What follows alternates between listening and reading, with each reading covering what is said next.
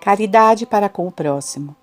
Na opinião de todos, minha mãe possuía, como já disse, um perfeito desinteresse e um total esquecimento de si.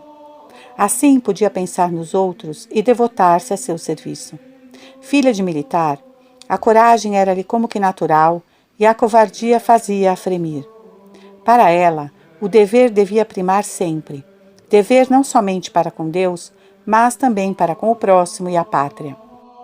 Assim, por ocasião da mobilização dos soldados na guerra de 1870, ao saber que uma senhora da cidade tinha conseguido esconder seu marido, exclamou indignada: "É possível fazer semelhante ação?" Se o egoísmo a revoltava, a insolúvel luta das classes fazia sorrir de compaixão. Sob sua pena, Paulina encontrará um exemplo picante. Trata-se de uma representação de gala realizada no Círculo Católico. Distribuíram 200 convites para senhoras ricas e cartões para senhoras menos ricas, e tomaram cuidado de fazer uma separação entre as duas categorias. Eis que uma senhora, cujo filho era dos principais atores, tendo apenas o cartão, disse: "Se não me deixarem ir com aquelas que têm convite, vou buscar meu filho, e ele não o representará." Contudo, não a deixaram passar, e ela ousou levar seu filho. Mas o resultado foi um descontentamento geral da parte dos cartões. Para prevenir uma insurreição, promoveram hoje uma festinha, onde não há mais distinção. Esses senhores estão deveras embaraçados para contentar toda a gente. É certo que as grandes senhoras não iriam se não lhes reservassem os primeiros lugares. E, de outro lado, causa despeito às mães que cedem seus filhos os serem relegadas ao último lugar. Mas, por mais que façam, somente no céu os pobres poderão ser os primeiros. Na terra é inútil pensar nisso.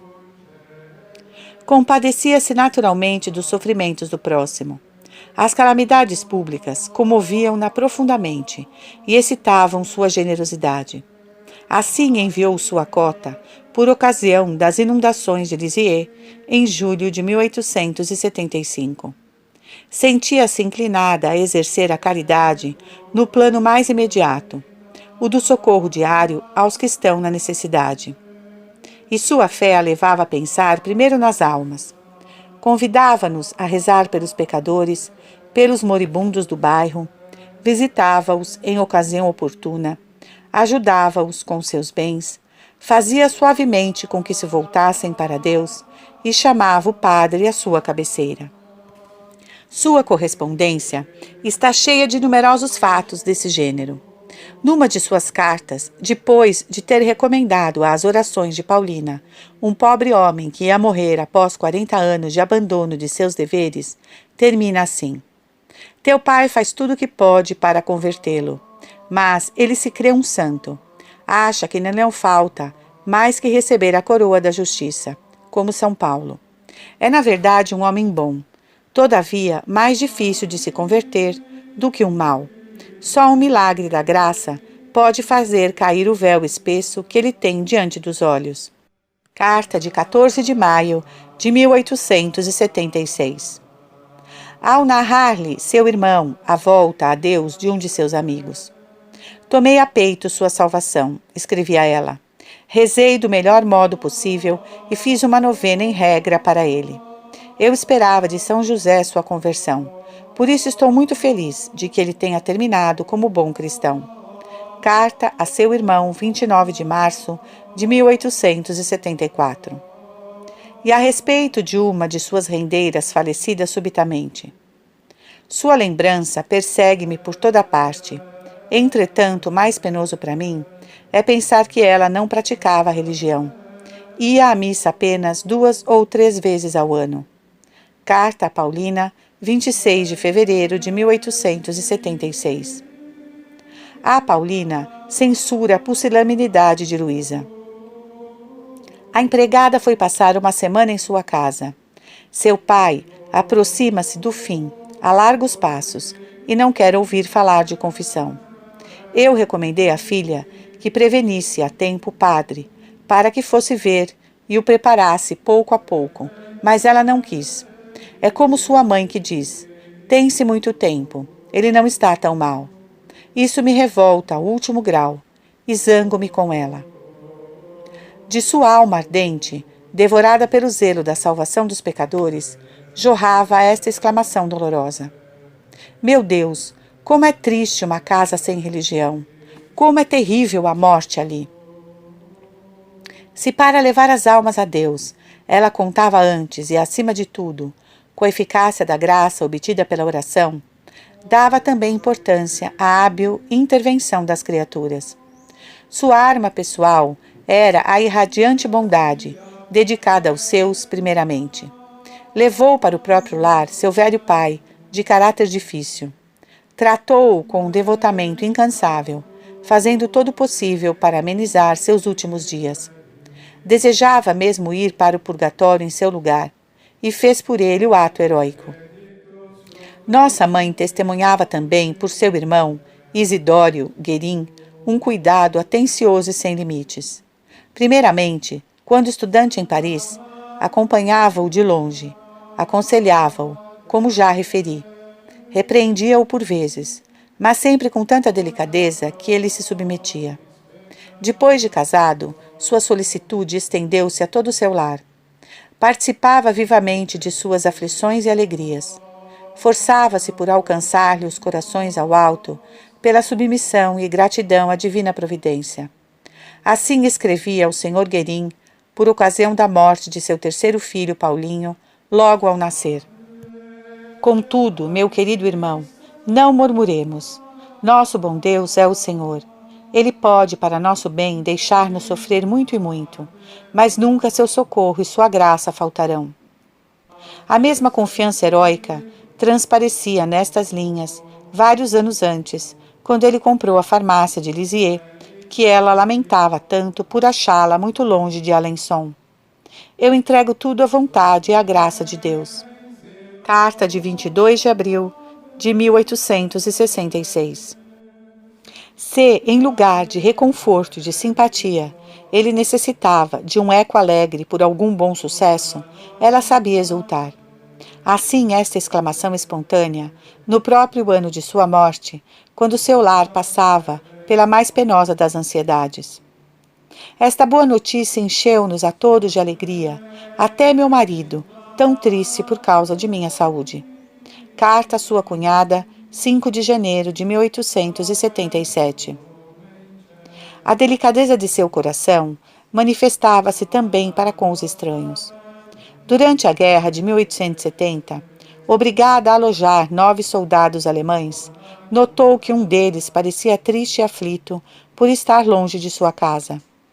Não hesitou em falar-lhe e em dar-lhe às escondidas alguns alívios, o que muito comoveu. Mamãe encarregava Luísa, a empregada, de socorrer as famílias necessitadas quando ela própria não o podia fazer. Esta dava, bem mais tarde, esse testemunho. Só eu sei quantas moedas de 2 francos e pratos de sopa ela me mandava levar aos pobres. Carta de Luísa Marais, Senhora Legrand, 22 de julho de 1923. Todavia, era sobretudo às suas filhas que ensinava a dar esmola aos infelizes e a respeitá-los. Vi frequentemente em casa alguns deles, aos quais se davam alimentos e roupas. Nossa mãe ficava com os olhos rasos de lágrimas ao ouvi-los narrar suas misérias. Na primeira comunhão de Leônia, quis vestir de branco uma neocomungante, pobre, e fazê-la participar, no lugar de honra, do jantar de família. Certo dia, em viagem, chamou a atenção de uma vizinha que fazia a cara feia a chegada de uma mãe com 2 crianças de colo. No fim da viagem, ajudou essa senhora a ir para casa com as crianças e os pacotes, e só chegou à rua Saint-Blaise à meia-noite. Em companhia de meu pai, que, tendo ido esperá-la na estação, prestou-lhes seu auxílio. Ficou-me gravado na memória um rasgo de caridade de ambos. Eu contava então 7 anos, e lembro-me como se fosse ontem. Narrá-lo, eu própria teria menos interesse do que recolhê-lo da pena de minha mãe que escrevia a Paulina. Fizemos um longo passeio nos campos. À volta, encontramos um pobre velho, que tinha boa aparência. Mandei Teresa levar-lhe uma esmolinha, e ele ficou tão sensibilizado, agradeceu-nos tanto, que vi estar na necessidade. Disse-lhe que nos seguisse para dar-lhe sapatos. Ele veio. Servimos-lhes um bom jantar, pois morria de fome. Impossível dizer-te todas as misérias que acompanham sua velhice. Passou o inverno com os pés gelados. Mora num casebre abandonado. Falta-lhe tudo. Vai esconder-se junto aos quartéis para receber um pouco de sopa. Enfim, disse-lhe que viesse sempre que quisesse e teria pão. Eu gostaria que teu pai o internasse no asilo. Ele o deseja tanto. Vamos providenciá-lo. Estou triste desde esse encontro. Penso constantemente no pobre homem, que, no entanto, estava com o ar todo feliz com as poucas moedas que lhe dei. Com isto, dizia ele, terei sopa. Irei amanhã aos fornos econômicos. Depois comprarei cigarro e mandarei fazer a barba. Numa palavra, ele estava contente como uma criança. Enquanto comia, pegava os sapatos, olhava-os e sorria-lhes. Carta de 14 de maio de 1876. Afinal, meu pai conseguiu interná-lo nos Inválidos. O pobre velho chorava de alegria. Devo aludir também à intervenção de minha mãe para subtrair uma menina a mulheres execráveis que a exploravam. O caso levou até perante os tribunais, mas prosseguiu até o fim, apesar dos aborrecimentos que esse negócio lhe acarretou, a ponto de arrancar-lhe este suspiro.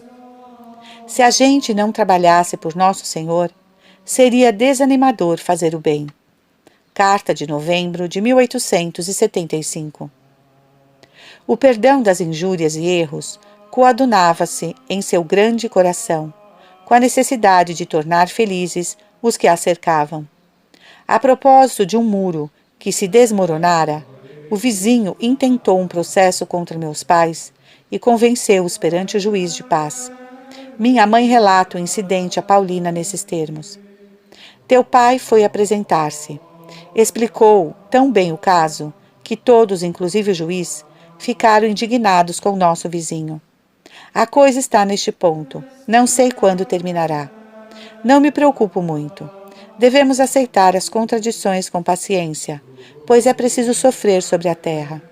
Se isso pudesse, ao menos, abreviar-nos um pouco o purgatório, bem diríamos, o Senhor M, no outro mundo, por não-lo ter feito passar nesta vida. Mas é preferível que seja Ele a fazer-nos essas injúrias, do que se tivéssemos que nos censurar, ter-lhe suscitado a quarta parte. Carta de 26 de março de 1876. Encontrei a quarta-feira. Eu tinha acabado de comprar o tecido para os vestidos das pequenas. Essa pobre moça chorou e pediu-me perdão. Apertava-me as mãos com tanta afeição que não pude resistir. Nem é preciso tanto para que eu não fique mais zangada. Assim, reconciliamo-nos imediatamente. Carta Paulina, 12 de março de 1876. Já referi como minha mãe era boa para com os empregados de casa, inclusive os operários que aí trabalhavam ocasionalmente, jardineiros, pedreiros, etc. Esforçava-se, em primeiro lugar, por fazer a todos o bem espiritual, abrir-os um pouco mais à verdade religiosa e o amor de Deus. Quando a empregada ficava doente, cuidava dela como se fosse sua própria filha. Chegou a passar 3 semanas, dia e noite, à cabeceira de Luísa, que tinha crises terríveis de reumatismo articular. Não queria a nenhum preço levá-la ao hospital. A exemplo de meu pai, praticava igualmente a benevolência no julgamento. Não falava mal do próximo e era mesmo escrupulosa e delicada neste ponto, acusando-se às vezes com muita humildade das pequenas saídas que sua vivacidade encontrava facilmente. À sua morte, verificou-se que ela só tinha amigos. Foram numerosos os que choraram, como a uma benfeitora. Ela própria dá esse testemunho numa carta à sua cunhada, algumas semanas apenas antes de sua morte. Trata-se de uma de suas rendeiras de Ancines, perto de Alençon. Desde que ela ouviu dizer que estou doente, sem saber ao certo o que é, veio expressamente para me ver, há 2 meses, mais ou menos. Contei-lhe tudo. Ela se desfez em lágrimas e mostrou-me tanta simpatia como se fosse irmã. Abandono a Deus e paciência na provação. Pôde-se observar, por certas passagens que extraí das cartas de minha mãe, que o que mais a caracterizava era a certeza de que Deus dirigia todas as coisas, que Ele nos ama e que tudo o que faz é bem feito. Ela repete sem cessar essas verdades. Toda a base da educação que nos dava era essa convicção de que somos amados por Deus, convicção tão profundamente enraizada em sua alma que dela vivia. A propósito de sua doença, escrevia a senhora Guerin: Meu irmão pretende que nosso Senhor só me curará para a sua glória. Mas eu digo que tudo reverte para a glória de Deus e que ele não pensa absolutamente só em si. Faria um milagre para mim, ainda que ninguém no mundo soubesse. Carta de 1 de junho de 1877. Esses sentimentos foram sempre os seus. Numa carta de 1º de janeiro de 1863, jorra esse transporte de gratidão e de esperança. Quando penso em tudo o que Deus, em quem depositei toda a minha confiança, em cujas mãos entreguei o cuidado de meus negócios, fez por mim e por meu marido, não posso duvidar que sua providência vele sobre seus filhos, com particular desvelo. Foi essa confiança invencível, ousada mesmo, para com nosso Pai do céu, que a sustentou em suas múltiplas provações. Conheceu muitas angústias, doenças de seus filhos, a morte de 4 dentre eles, aceitou tudo com admirável resignação, não obstante a sensibilidade por demais viva, que lhe tornava muito penosa essas separações e inquietações. Ah, as inquietações! Após a morte de seus 2 pequenos José, escrevia, ao aproximar-se o nascimento de outro filho: Não podes imaginar como o futuro me atemoriza a respeito do pequenino ser que espero. Parece-me que a sorte dos 2 últimos será a sua. Isto é para mim um pesadelo contínuo. Creio que a apreensão é pior do que o próprio mal. Ao acontecer-me esses infortúnios, sinto-me bem resignada, mas o temor é para mim um suplício. Esta manhã, durante a missa, tinha ideias tão negras a esse propósito que estava transtornada. O melhor é entregar todas as coisas nas mãos de Deus e esperar os acontecimentos na calma e no abandono à sua vontade. E é o que vou esforçar-me para fazer. Carta à sua cunhada, 28 de fevereiro de 1860. E após o nascimento da 5ª filha. Esperava, no entanto, que fosse um menino. Mas, se nosso Senhor não quer, conformo-me com sua vontade. Esse refrão de abandono total está constantemente em seus lábios em sua pena, quaisquer que sejam as provações que a visitem. Quanto às disposições de minha mãe em face da morte de seus filhos, penso não poder revelá-las melhor do que citando aqui as cartas de sua irmã visitandina, cujos acentos vibrantes de emoção exprimem também detalhes preciosos sobre os sentimentos de minha mãe, quando pedi a Deus um filho e o trazia em seu seio. Por ocasião de morte de seu pequeno José, que voou ao céu com menos de 5 meses, irmã Maria Docitéia escreveu no dia 15 de fevereiro de 1867. Querida irmãzinha, recebi seu telegrama ontem à tarde, às 5h30. Nosso anjinho já está no céu. Querida irmã, como consolar-te? Tenho também necessidade de consolação. Estou toda trêmula e, contudo, muito resignada à vontade de Deus. Ele nolo deu, ele nolo tirou. Bendito seja o seu santo nome. Digo-te que desde o seu nascimento tive sempre o pressentimento do que aconteceu. Ele foi pedido em condições tais que no século em que vivemos não se pode realizá-las senão morrendo na idade em que morreu.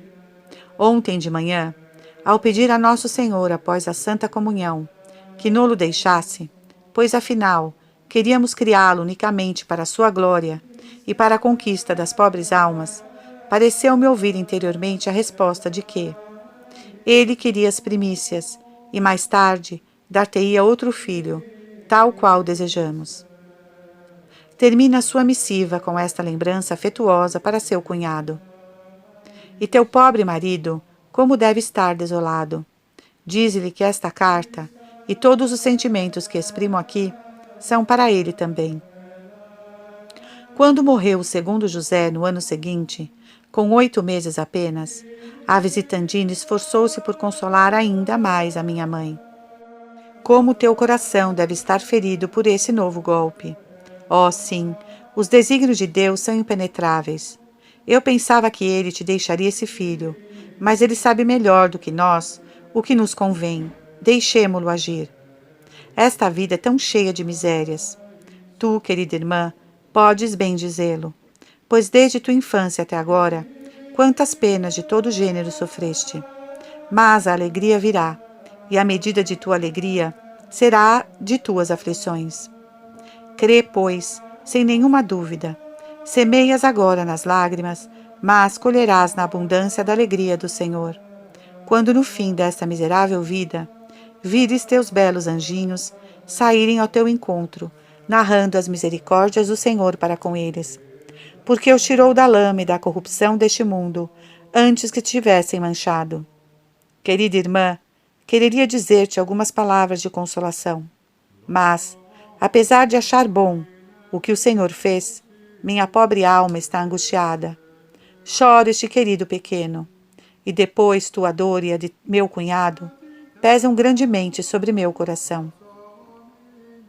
Quereria que fosse só minha e nada deixar para vós, mas não há jeito. Cada qual carregará a sua parte. Gostaria que Isidório fosse consolar-vos.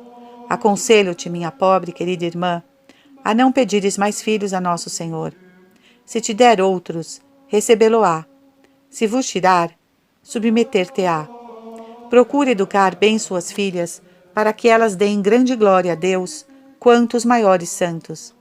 Não crês que nossa bem-aventurada Margarida Maria, por exemplo, tenha salvo mais almas do que muitos missionários? Deus se serve do que há de mais fraco para realizar seus desígnios. Enfim, o Senhor, contente com tua resignação, dar-te-á talvez mais o que desejas. Nessa esperança, procura não pôr obstáculo à graça. Sê fiel a tudo que Deus pede de ti. Relativamente à morte de seu segundo José, ouvi contar muitas vezes que minha mãe colocou em sua cabeça uma coroa de rosas brancas e ficou junto dele até a última hora. Meu Deus, gemia ela por vezes, é possível tê-lo que cobrir com terra? Mas já que o quereis, que se cumpra a vossa vontade. 2 meses mais tarde, é sobre os despojos mortais de seu velho pai que ela chora. Irmã Maria Docitéia escreve ao Sr. Guerin suas inquietações sobre a saúde de sua irmã, de quem faz um belo elogio. Essa pobre Zélia não se consola facilmente de todas as perdas que sofreu este ano. Lembra-se dos serões de outrora, animados pelos brinquedos de todos os seus filhinhos. O vovô lá estava, junto de um bom fogo, tomando parte nos jogos da pequena família. Agora acabou-se tudo. O bom velhinho morreu, as crianças partiram. Temo muito que sua saúde se ressinta com tantos abalos. No entanto, o que me tranquiliza um pouco é seu espírito de fé. Sua coragem verdadeiramente incrível e prodigiosa. Que mulher forte! A adversidade não a abate, a prosperidade não a eleva. Quando morreu a Helenazinha, com 5 anos apenas, o sofrimento de minha mãe como de meu pai foi pungente. Juntos ofereceram-na ao Senhor. Mas, querendo ela própria sepultar seus filhos e colocá-los no caixão, pensou morrer desta vez. Eis porque a santa visitandina de Mans, dirigindo-se à minha mãe, une aos assentos, renovados de reconforto celeste, um tom verdadeiramente profético. Sursum corda, corações ao alto. Nosso anjo está no céu, sem ter conhecido as misérias da terra. Passou dos braços de sua mãe querida aos do Senhor, com a veste branca do batismo. Gostaríamos de conservar essa criança. Prometia tanto. Mas quem pode conhecer o futuro? Não possui ela os bens verdadeiros, que teria talvez perdido mais tarde?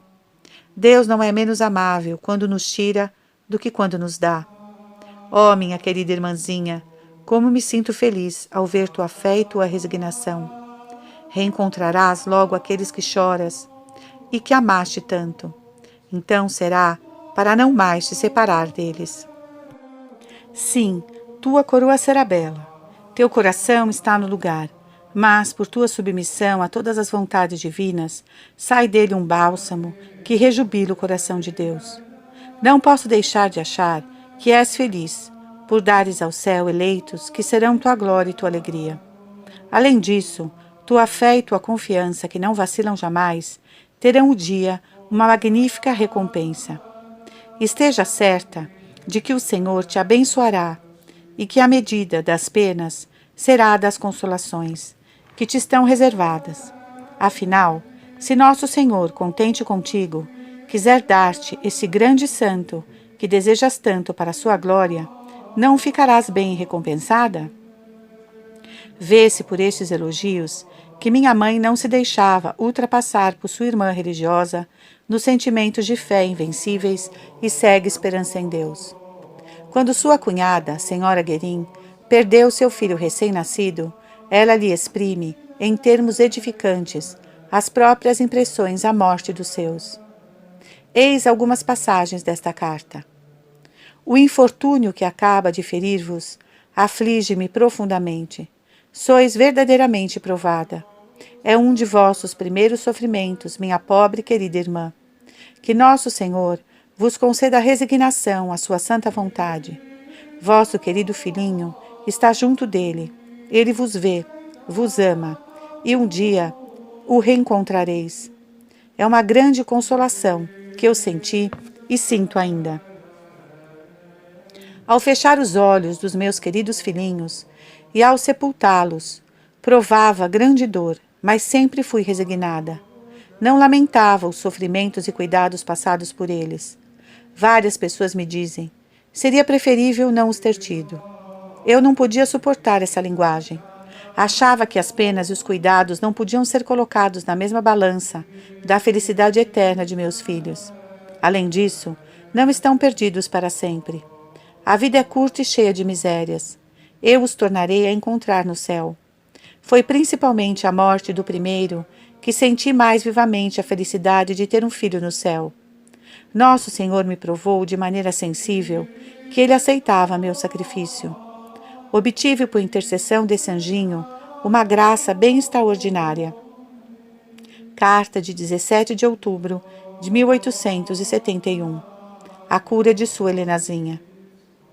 Rediz ainda a sua cunhada: esses dois sentimentos de dor e de alegria confundem-se muitas vezes em mim. Sabemos que a vida é curta e que logo os reveremos. Minha mãe conta a opinião de alguém que afirmava ter Nosso Senhor arrebatado 4 de seus filhos para aliviá-la um pouco de seus incessantes e penosos trabalhos, ao que ela protestava vigorosamente. Não é assim que entendo as coisas. Deus é o Senhor, e Ele não tinha que pedir meu parecer.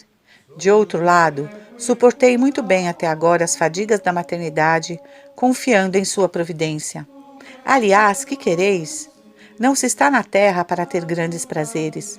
Aqueles que esperam gozar estão muito errados e são notavelmente decepcionados em suas esperanças. Carta Paulina, 4 de março de 1877. Ela volta ao pensamento de que é preciso carregar a cruz de uma maneira ou de outra. Diz-se a Nosso Senhor: eu não quero esta cruz. É-se atendido muitas vezes, mas talvez para nossa infelicidade.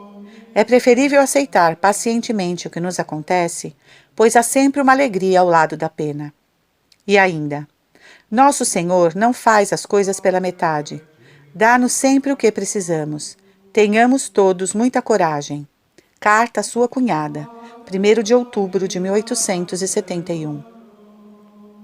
Ela chama esse Deus tão bom de nosso Pai Celeste.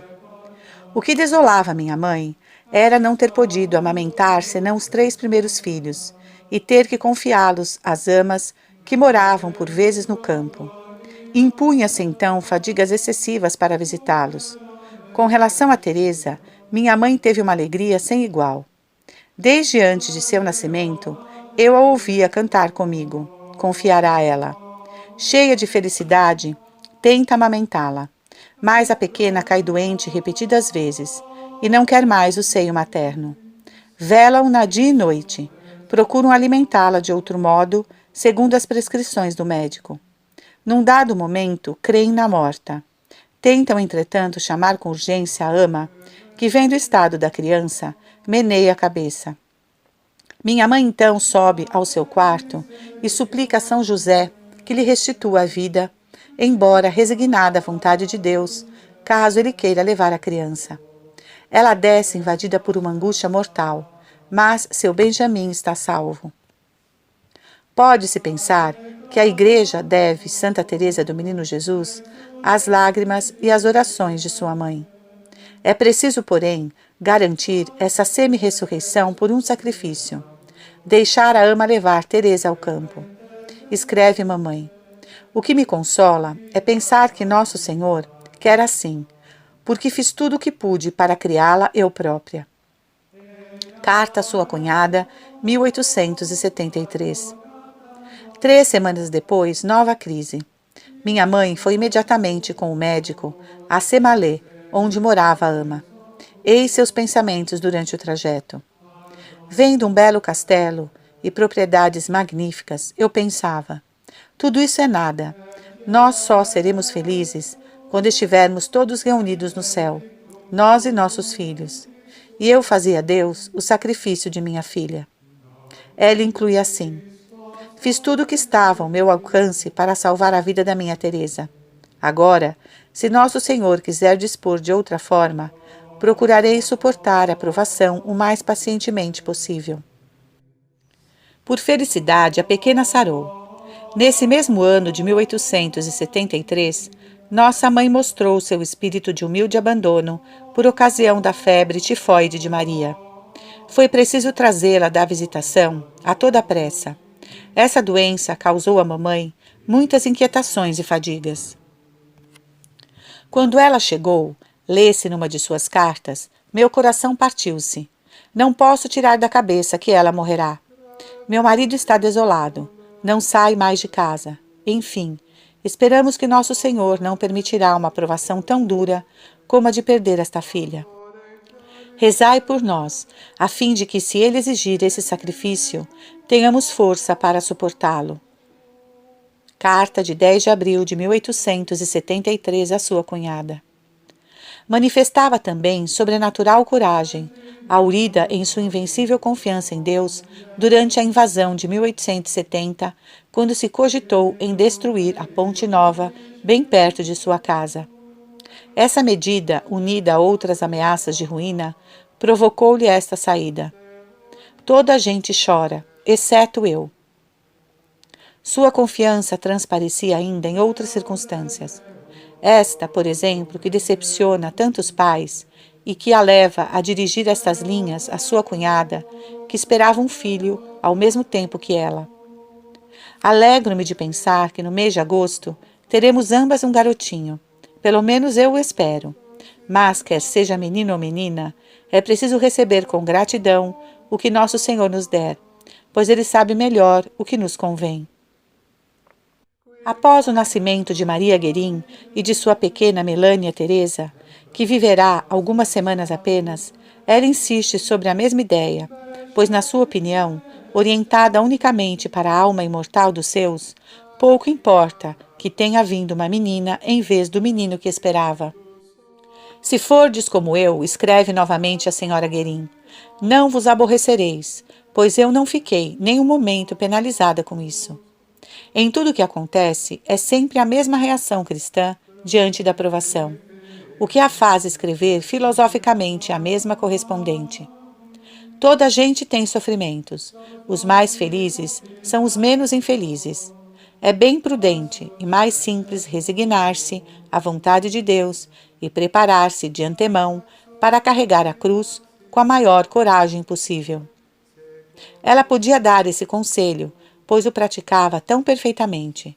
Foi o que a ajudou a aceitar com abandono heróico sua última doença.